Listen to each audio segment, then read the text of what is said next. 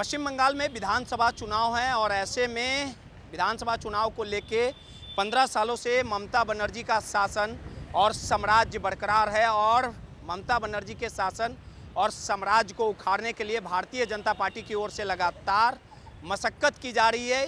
इस बार चुनावी मैदान में, चुनावी दंगल में ममता बनर्जी और नरेंद्र मोदी के साथ दो हाथ होगा। प्रथम चरण का मतदान समाप्त हो चुका है और दूसरे चरण के मतदान में लगातार जो सियासी लड़ाई है, सत्ता सुख की प्राप्ति को लेके लगातार मशक्कत किए जा रहे हैं। लेकिन भारतीय जनता पार्टी के मंसूबे कामयाब हो पाएंगे या फिर से चौथी टर्म ममता बनर्जी जीत के मंजिल तक पहुंच पाएगी, इसी की बानगी के लिए लगातार हम चुनावी यात्रा पर निकले थे और लगातार इस बार का जो विधानसभा का चुनाव है वो काफ़ी कड़ा होगा। और इस चुनावी मैदान में जहां ममता बनर्जी लगातार अपने विरोधियों पर निशाना साध रही है, लगातार ममता बनर्जी पूरी तरह से आक्रामक है और साफ तौर पे भारतीय जनता पार्टी पर यह आरोप लगा रही है कि भारतीय जनता पार्टी देश में नफरत फैलाती है, जाति धर्म की बात करती है।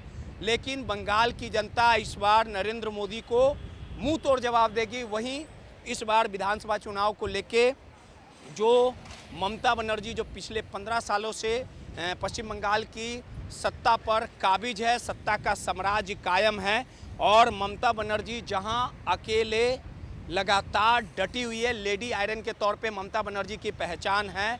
ममता बनर्जी के किले को उठाने के लिए लगातार भारतीय जनता पार्टी यानी बीजेपी के जो बड़े बड़े चेहरे हैं, बड़े बड़े धुरंधर हैं, वो इस बार चुनावी मैदान में उतरे हैं। यानी देश के प्रधानमंत्री, देश के गृह मंत्री, तमाम कैबिनेट के मंत्री, अन्य राज्यों के मुख्यमंत्री पश्चिम बंगाल में डेरा डंडा डाले हुए।